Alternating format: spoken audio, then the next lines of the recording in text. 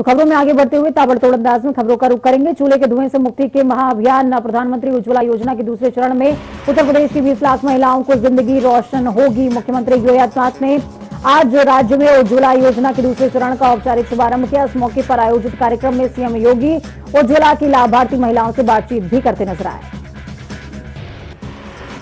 उज्ज्वला योजना 2.0 में उन प्रवासी मजदूरों के लिए विशेष प्रावधान किया गया जो पहले पते के प्रमाण के अभाव में इस लाभ से वंचित रह जाया करती थी। इससे पहले बीते 10 अगस्त को प्रधानमंत्री नरेंद्र मोदी ने देश में उज्ज्वला योजना के दूसरे चरण की आरंभ किया था। सीएम योगी आदित्यनाथ कल गोरखपुर दौरे पर थे। इस दौरान उन्होंने कल आयुष विश्वविद्यालय स्थल का निरीक्षण किया। इस दौरान राष्ट्रपति रामनाथ कोविंद के गोरखपुर दौरे को लेकर के कार्यक्रमों का निरीक्षण किया गया है कि आखिरकार कार्यक्रमों की रूपरेखा क्या रहेगी। अयोध्या में राम मंदिर की तरफ जाने वाली सड़क का नाम कल्याण सिंह के नाम पर रखने के ऐलान के बाद एआईएमआईएम चीफ असदुद्दीन ओवैसी तमतमा उठे। उन्होंने यूपी सरकार के फैसले पर सवाल उठाते हुए सीएम योगी को नाम से ज्यादा काम पर फोकस करने की नसीहत दी है। आम आदमी पार्टी लगातार बीजेपी सरकार पर हमलावर है। इसी क्रम में पार्टी आज जल जीवन मिशन में हुए महाघोटाले के खिलाफ प्रदेश के सभी जिला मुख्यालयों पर मटका फोड़ आंदोलन कर रही है। राजधानी लखनऊ में स्वास्थ्य भवन बेगम हजरत महल पार्क के पास पदाधिकारी और कार्यकर्ता विरोध दर्ज करा रहे हैं। पार्टी प्रवक्ता महेंद्र प्रताप का कहना है कि राज्यसभा सांसद संजय सिंह ने प्रेस वार्ता करके जल शक्ति मंत्री डॉक्टर महेंद्र सिंह को घोटाले में शामिल लोगों के खिलाफ 24 अगस्त तक कार्रवाई करने का समय दिया था, लेकिन घोटाले में शामिल लोगों के खिलाफ कार्रवाई नहीं हुई। भाजपा सुप्रीमो ओम प्रकाश राजभर जन चौपाल में भाग लेने के लिए कल हरदोई पहुंचे, जहां उन्होंने भाजपा सरकार को घेरते हुए एक बार फिर से विवादित बयान दिया। ओम प्रकाश राजभर ने कहा, भारत में दो छुट्टे हैं, पहले प्रधानमंत्री, दूसरे उत्तर प्रदेश के मुख्यमंत्री योगी आदित्यनाथ। उन्नाव में निराला प्रेक्षागृह में आयोजित विचार गोष्ठी में राज्यसभा सांसद सतीश चंद्र मिश्रा ने सरकार पर जमकर हमला बोला। उन्होंने कहा, बीजेपी सरकार केवल ठोकने का काम कर रही है। 4.5 साल में ब्राह्मण समाज में न जाने कितनी हत्याएं हो गई, दलितों के मकान गिराए गए, बलात्कार की घटनाएं घटित हुई हैं। वहीं ब्राह्मणों के एनकाउंटर को लेकर प्रदेश सरकार को घेरते नजर आया। उन्होंने कहा कि 2022 में बसपा की सरकार बनते ही हर फर्जी शूटआउट की जांच कराई जाएगी, दोषियों के खिलाफ कड़ी कार्रवाई होगी। साथ ही ब्राह्मणों से दलित समाज से भाईचारा बनाने की अपील करी और कहा कि भाईचारा बनाकर ही प्रदेश की हर सीट पर जीत मिलेगी। उत्तर प्रदेश के पूर्व सीएम कल्याण सिंह का अस्थि विसर्जन नरौरा के साथ ही काशी की गंगा और अयोध्या की सरयू नदी में किया जाएगा। पूर्ण अस्थियों को 27 अगस्त को बुलंदशहर के नरौरा में बंसी घाट अंत्येष्टि स्थल से चुना जाएगा, जबकि अंत्येष्टि और श्रद्धांजलि सभा अलीगढ़ में 1 सितंबर को आयोजित होगी। भगवान वाल्मीकि की तुलना तालिबानी आतंकी से किए जाने पर वाल्मीकि समाज ने मुनव्वर राणा का परिवर्तन चौक पर पुतला फूका। वहीं वाल्मीकि समाज की मांग है कि मुनव्वर राणा के खिलाफ रासुका लगाई जाए और देशद्रोह का मुकदमा भी दर्ज हो। वर्तमान में प्रदेश में एक्टिव कोविड केसेस की संख्या 352 रह गई है। 24 घंटे में हुई टेस्टिंग में 28 नए मरीजों की पुष्टि हुई। इसी अवधि में 34 मरीज स्वस्थ होकर डिस्चार्ज हुए। अब तक का 16,86,006 प्रदेशवासी कोरोना संक्रमण से मुक्त होकर के घर पहुंचे। उत्तर प्रदेश में कोरोना महामारी की दूसरी लहर पर प्रभावी नियंत्रण बना हुआ है। जनपद अलीगढ़, औरैया, बदायूं, देवरिया, फर्रुखाबाद, फतेहपुर माफ कीजिएगा, गोंडा, हमीरपुर, हरदोई, कानपुर देहात, महोबा, मिर्जापुर, संत कबीर नगर और उन्नाव में कोविड का एक भी मरीज नहीं मिला। ये जनपद आज कोविड संक्रमण से मुक्त हो चुके हैं।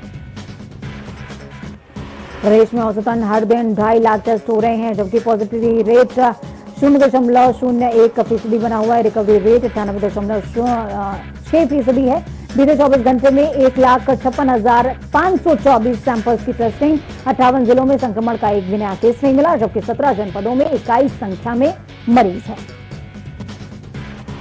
अयोध्या में महामहिम का स्वागत सुप्रसिद्ध लोक गायिका मालिनी अवस्थी के थीम सॉन्ग पर होगा। पूरी रामनगरी को राममय बनाने की कोशिश की गई है, तो वहीं कल राम की पैड़ी पर गायिका के थीम सॉन्ग की शूटिंग भी की गई। मालिनी अवस्थी ने कहा कि मैं उन लोगों में से हूं जो प्रतिदिन राम मंदिर बनने का इंतजार करते हैं। अब राम मंदिर निर्माण के हम लोग साक्षी बनने जा रहे हैं। इसके लिए सुप्रीम कोर्ट और सरकार का धन्यवाद। Uttar Pradesh defence industrial corridor के लखनऊ नोड में ब्रह्मोस मिसाइल का निर्माण किया जाएगा। ब्रह्मोस एरोस्पेस के सीईओ सुधीर कुमार मिश्रा और मुख्यमंत्री योगी आदित्यनाथ के बीच मुलाकात हुई थी। डिफेंस कॉरिडोर के लखनऊ नोड में ब्रह्मोस प्रोडक्शन सेंटर स्थापित करने के लिए 200 एकड़ जमीन आवंटित करने पर सहमति बनी है। ब्रह्मोस मिसाइल का उत्पादन शुरू होने के बाद यूपी रक्षा उत्पाद निर्माण का हब बनने की दिशा में एक कदम और आगे बढ़ा देगा। लखनऊ नोड में ब्रह्मोस प्रोडक्शन सेंटर की स्थापना के लिए 300 करोड़ रुपए का निवेश किया जाएगा। इसके अलावा करीबन 5000 लोगों को अप्रत्यक्ष रूप से रोजगार मिलेगा। महंगाई भत्ता और महंगाई से राहत के लिए यूपी के सरकारी कर्मचारियों और पेंशनर्स का इंतजार मंगलवार को समाप्त हो गया। राज्य सरकार ने महंगाई भत्ता और महंगाई राहत 11% की दर से बढ़ाने का शासनादेश जारी कर दिया। इस आदेश के साथ ही महंगाई भत्ता अब 28% मिलना तय हो गया है। करीबन 16 लाख राज्य कर्मचारियों और शिक्षकों की बड़ी दर से महंगाई भत्ते का लाभ मिलेगा। 12 लाख पेंशनर्स को भी बड़ी दर से महंगाई राहत मिलेगी। महंगाई भत्ते की इस बढ़ोतरी का एक लाभ 1 अगस्त से कर्मचारियों को मिल सकेगा। अयोध्या में राम मंदिर निर्माण के लिए जमीन की खरीद का मामला अदालत पहुंच गया। आम आदमी पार्टी के राज्यसभा सांसद संजय सिंह ने राम जन्मभूमि मंदिर निर्माण के लिए भूमि की खरीद फरोख्त और दान से प्राप्त धन के दुरुपयोग के मामले में मंगलवार को मुख्य न्यायिक मजिस्ट्रेट की अदालत में मुकदमा दर्ज कराने के लिए प्रार्थना पत्र प्रस्तुत किया है। इसमें अयोध्या श्री राम जन्मभूमि तीर्थ क्षेत्र ट्रस्ट के महामंत्री चंपत राय, नगर निगम के महापौर ऋषिकेश उपाध्याय के अलावा अन्य कई लोगों के खिलाफ मुकदमा दर्ज करने की मांग की गई है। मुख्य न्यायिक मजिस्ट्रेट कुलदीप सिंह ने मामले में सुनवाई करते हुए गंभीरता से इस मामले को लेते हुए नगर कोतवाली से रिपोर्ट तलब करी है। मामले की अगली सुनवाई सितंबर में होगी। विश्वेश्वर नाथ मंदिर और ज्ञानवापी मस्जिद मामले में मंगलवार को हाईकोर्ट ने सुनवाई की है और इस पूरे मामले में करीबन 1 घंटे तक हाईकोर्ट में बहस चली। दोनों पक्षों ने कोर्ट में अपने दलीलें रखी। मंदिर पक्ष के मुताबिक 1664 में मुगल शासक औरंगजेब ने मंदिर को नष्ट करते हुए उसके अवशेषों पर मस्जिद का निर्माण किया, जबकि मुस्लिम पक्ष का ये कहना है कि 1991 के पूजा स्थल कानून का खुलेआम उल्लंघन किया जा रहा है। मस्जिद पक्ष का साफ तौर पर कहना है कि 1991 पूजा स्थल कानून के मुताबिक 15 अगस्त 1947 से पहले अस्तित्व में आए किसी भी धर्मस्थल को दूसरे धर्मस्थल में नहीं बदला जा सकता। वास्तविकता जानने के लिए ही मंदिर प्रबंधन की तरफ से पूरे परिसर का सर्वेक्षण कराए जाने की मांग वाराणसी कोर्ट से की गई है और वाराणसी फास्ट ट्रैक कोर्ट ने मस्जिद परिसर का एसएसआई सर्वेक्षण का आदेश दे दिया है। इस पूरे मामले में अब अगली सुनवाई 31 अगस्त को होगी। टोक्यो में ओलंपिक के बाद कल 24 अगस्त से पैरालंपिक खेलों का महाकुंभ शुरू हो चुका है। पैरालंपिक में इस बार भारत के 54 खिलाड़ी हिस्सा ले रहे हैं। 7 खिलाड़ी उत्तर प्रदेश के हैं। पैरा ओलंपिक में वेस्ट यूपी का जलवा देखने को मिल रहा है। नोएडा से डीएम सुहास सलवाई, बैडमिंटन में गौतम बुद्ध नगर से athlete high jumper Varun Bhati, Meerut के आचार्य विवेक चिकारा, मुजफ्फरनगर के आचार्य ज्योति बालियान, इटावा की अजीत सिंह यादव जैवलिन थ्रोअर, संभल की Dipendra Singh 10 metre air pistol और बागपत के आकाश निशानेबाजी में हिस्सा ले रहे हैं। उत्तर प्रदेश में बारिश का सिलसिला बदस्तूर जारी। अगले 5 दिनों तक रुक रुक कर बारिश होगी। मौसम विभाग ने भी 40 जिलों में गरज चमक के साथ बरसात का अलर्ट जारी कर दिया। मौसम विभाग का कहना है कि 50 किलोमीटर प्रति घंटे की रफ्तार से हवाएं चलेंगी। मौसम विभाग के मुताबिक पूर्वी यूपी में ये बरसात लगातार होगी, लेकिन पश्चिमी जिलों में बारिश में थोड़ी राहत मिल सकती है। कई जिलों में बाढ़ जैसे हालात भी बने हुए हैं। राजधानी लखनऊ के ठाकुरगंज निवासी युवक नरेंद्र मिश्रा ने खाद्य एवं रसद विभाग के अफसरों पर 1 करोड़ 25 लाख रुपए के गबन का आरोप लगाते हुए विधानसभा के सामने खुद पर मिट्टी का तेल डालकर आत्मदाह करने की कोशिश करी। आगरा के थाना ताजगंज के कहरई स्थित अंग्रेजी शराब की दुकान पर नकली और जहरीली शराब बेचने का आरोप लगाते हुए लोगों ने जमकर बवाल काटा। लोगों का कहना है शराब से मिलावट की वजह से अब तक 8 लोगों की जान गई है। तो वहीं लोगों के हंगामे के बाद पुलिस के साथ आबकारी निरीक्षक भी पहुंचे और पूरे मामले की तफ्तीश शुरू कर दी है। बदायूं के उजाली कोतवाली क्षेत्र में विजय साहू के ढाबे पर कुछ बदमाशों ने आतंक मचाया। ढाबे में आधा दर्जन अज्ञात युवकों ने नशे में खाना खाने के बाद होटल में जमकर तोड़फोड़ करी। तो वहीं सूचना मिलते ही पुलिस मौके पर पहुंची और घायलों के इलाज के लिए भर्ती कराया। राजधानी का एक वीडियो सोशल मीडिया पर धड़ल्ले से वायरल हो रहा है। वीडियो में गरीब तांगे वाले राहगीर के बीच बहस हो रही है। तांगे वाले ने अपनी तांगे पर पाकिस्तान जैसा झंडा बना रखा है और पूछे जाने पर तांगे वाला कहता है कि उसने कभी इस पर ध्यान ही नहीं दिया। अमरोहा के थाना सैदन गली इलाके में हाई टेंशन लाइन के तार टूटने से एक ही परिवार के 2 साल के बच्चे समेत 3 लोगों की बुरी तरह झुलस जाने से मृत्यु हुई। साथ ही 45 साल की एक आदमी की मौके पर ही दर्दनाक मौत हो गई। सूचना मिलते ही मौके पहुंची पुलिस ने शव को पोस्टमार्टम के लिए भेज दिया। घायलों का इलाज चल रहा है। झांसी के शाहजहांपुर थाना क्षेत्र में पति ने अपनी पत्नी के कुल्हाड़ी से काटकर निर्मम हत्या कर दी और फिर खुद पर भी सल्फर की गोलियां खाकर आत्महत्या करने की कोशिश करी। सूचना मिलते ही मौके पहुंची पुलिस ने शव को अपने कब्जे में लेते हुए पोस्टमार्टम के लिए भेज दिया। मामले की छानबीन जारी है।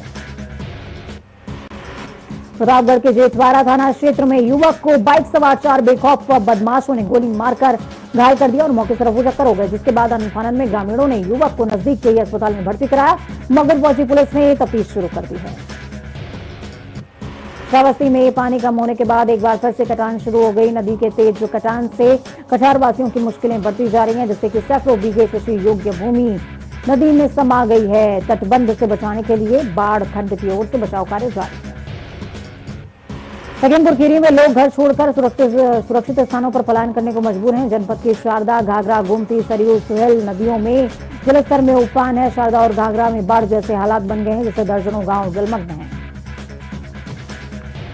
महोबा मुख्यालय में शराब के नशे में धुत दबंगों ने मोहल्ले के ही निवासियों पर कहर बरपाते हुए महिलाओं सहित अन्य लोगों पर जमकर पिटाई करी, जिससे नाराज आक्रोशित लोगों ने हाईवे जाम कर दिया। मामले की सूचना पर पुलिस मौके पर पहुंची। महिलाओं के बीच तीखी झड़प भी हुई। फिलहाल पुलिस ने 2 आरोपियों को हिरासत में लेते हुए अग्रिम कार्रवाई शुरू कर दी है।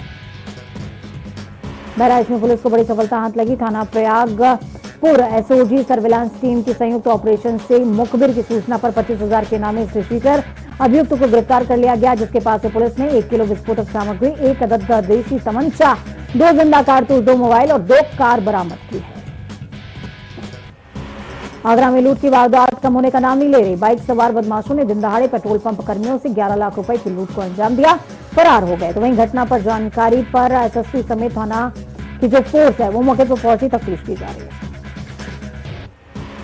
आगरा कैंट रेलवे स्टेशन पर जीआरपी ने 2 युवकों को 1,60,000 रुपए के अवैध गांजे के साथ गिरफ्तार किया और दोनों पर एनडीपीएस एक्ट के तहत मामला पंजीकृत हो चुका है। फरुखाबाद की कोतवाली क्षेत्र में पत्नी के मायके जाने पर गुस्साए पति ने घर के अंदर कमरे में तमंचे से खुद को गोली मार ली और आत्महत्या कर ली, जिसके बाद परिजनों ने आनन फानन में गंभीर हालत में युवक को अस्पताल में भर्ती कराया, जहां डॉक्टरों ने युवक को मृत घोषित कर दिया। मौके पर पहुंची पुलिस ने मामले की तफ्तीश शुरू कर दी है। हाथरस के कोतवाली जंक्शन क्षेत्र में सूजिया नहर में 10 साल की मासूम बच्ची का शव तैरता मिला, जिससे कि परिवार में कोहराम मच गया है। घटना की सूचना पर पुलिस मौके पर पहुंची और शव को कब्जे में लेते हुए पोस्टमार्टम के लिए भेज दिया। मुख्यालय पर भीषण जाम से यातायात व्यवस्था पूरी तरीके से ठप पड़ी हुई है, जिससे कि शहर के सभी सड़कों पर लंबा जाम लग गया। एम्बुलेंस समेत कई वाहन जाम में घंटों फंसे रहे। प्रयागराज के हाशिमपुर रोड पर रहने वाले इलाहाबाद हाईकोर्ट के अधिवक्ता अनिल भूषण के घर के बाहर हुई बमबाजी के मामले में पुलिस को अहम क्लू मिले हैं। पुलिस के मुताबिक 2 पक्षों के बीच पुराने विवाद में ये घटना एक पक्ष को दहशत में लाने के लिए दूसरे पक्ष ने कराई थी। साथ ही जल्दी बमबाजी कराने वाले युवकों को भी गिरफ्तार करने की बात कही जा रही है। बलिया के एसपी ने मॉडिफाइड बुलेट साइलेंसर के खिलाफ जंग छेड़ दी है। साथ ही ट्रैफिक पुलिस को मॉडिफाइड बुलेट का 10,000 का चालान काटने के सख्त निर्देश दे दिए गए हैं, जिस कड़ी में कल 17 बुलेट के चालान काटे गए हैं। श्रावस्ती के इकोना थाना क्षेत्र में संदिग्ध परिस्थितियों में शिक्षक की मौत हो गई। शिक्षक के शरीर पर इलेक्ट्रॉनिक तार से लिपटा हुआ मिला। साथ ही कमरे के अंदर भारी मात्रा में बियर के डिब्बे भी पड़े मिले हैं। साथ ही मौके पर पहुंची पुलिस ने शव को पोस्टमार्टम के लिए भेज दिया। तफ्तीश चल रही है। श्रावस्ती में एक दिन की बारिश से इकोना बाजार पानी पानी हो गया। कई मोहल्लों में बारिश का पानी लोगों के घरों तक दाखिल हो गया। मोहल्ला वासियों का आरोप है कि 4 महीने तक जल जमाव की समस्या बनी रहती है और प्रशासन की तरफ से इस समस्या की तरफ कोई ध्यान भी नहीं दिया जाता।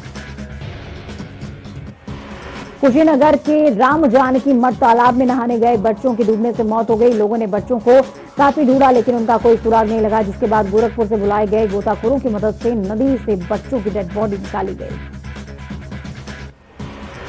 कानपुर के पनकी इलाके में बैटरी का कवर बनाने वाली फैक्ट्री में भीषण आग लग गई। पल भर की आग से पूरी फैक्ट्री चपेट में आ गई, जिसके बाद आधा दर्जन फायर ब्रिगेड की गाड़ियों ने आग पर काबू पाया। आगरा के थाना शमशाबाद क्षेत्र में जहरीली शराब पीने से 8 लोगों की मौत के मामले में अब पुलिस महकमा जागा है। अवैध शराब के अड्डे पर पुलिस ने छापेमार कार्रवाई करते हुए 34 लीटर कच्ची शराब बरामद करी। साथ ही छापेमारी के दौरान एक शराब तस्कर को गिरफ्तार किया गया है। मैनपुरी में पूर्व मंत्री के आवास पर युवक की कार चुराने की कोशिश नाकामयाब रही, जिससे बौखलाए युवक ने बाहर लगे जनरेटर पर तोड़फोड़ कर दी। तो वहीं युवक की ये सारी करतूत सीसीटीवी कैमरे में कैद हो गई। आरोपी का वीडियो सोशल मीडिया पर तेजी से वायरल हो रहा है। मौके पर पहुंची पुलिस ने युवक को हिरासत में लेते हुए कार्रवाई शुरू कर दी। गोंडा की घाघरा नदी खतरे के निशान के 16 सेंटीमीटर ऊपर बह रही है। एल्गिन चरसड़ी रिंग बांध में तेजी से कटान हो रहा है। आनंद फानन में सिंचाई विभाग की ओर से बांध को बचाने के लिहाज से जल्दोजहद जारी है। पोकलैंड और जेसीबी मशीन लगाई गई है। आपको बता दें, बांध टूटने से करीबन 50,000 आबादी प्रभावित हो सकती है।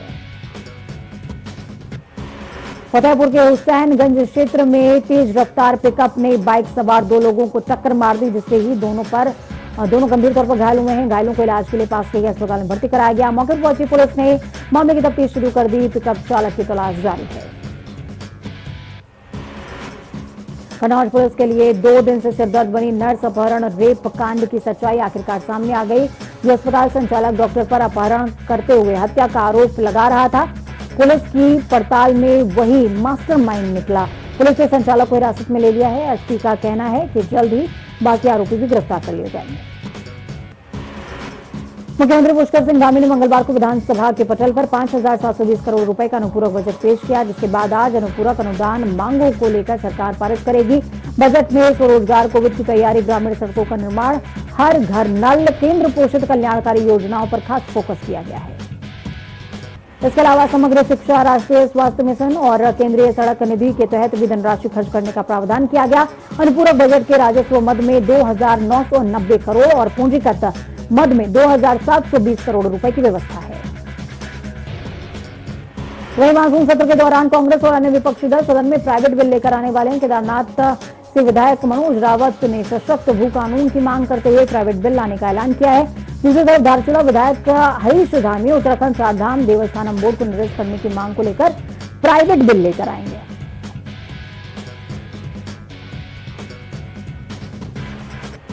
सुबह में सक्रिय मामलों की संख्या कम हुई है। दूसरी तरफ स्वास्थ्य विभाग की ओर से जारी बुलेटिन के अनुसार मंगलवार को 16,356 सैंपलों की जांच रिपोर्ट नेगेटिव आई।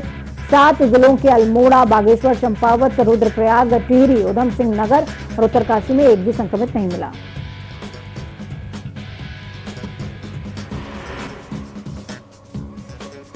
हरिद्वार और पौड़ी में 1-1, देहरादून में 8, नैनीताल में पिथौरागढ़ में 2-2 संक्रमित मिले हैं।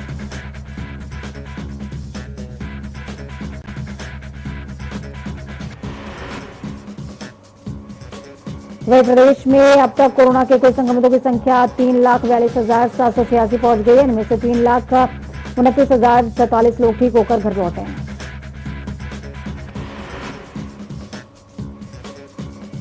उत्तरकाशी में गंगोत्री धाम में देवस्थानम बोर्ड के खिलाफ तीर्थ पुरोहितों का धरना 74वें दिन भी लगातार जारी है और क्रमिक अनशन 54वें दिन भी जारी है। पुरोहितों को अब लग रहा है कि सरकार पुरोहितों की मांगों को नहीं मान रही है। सरकार के खिलाफ अब पुरोहितों ने जनता दरबार लगाना शुरू कर दिया है। उत्तरकाशी के पुरोला क्षेत्र के जल विकास अधिकारी पर पुरोला ब्लॉक की एक युवती ने छेड़छाड़ और यौन शोषण करने की कोशिश का आरोप लगाया। महिला कर्मी ने थाने में इसकी शिकायत दर्ज कराई है, जिसके बाद महिला की शिकायत पर पुलिस ने मामला दर्ज करते हुए तफ्तीश शुरू कर दी है।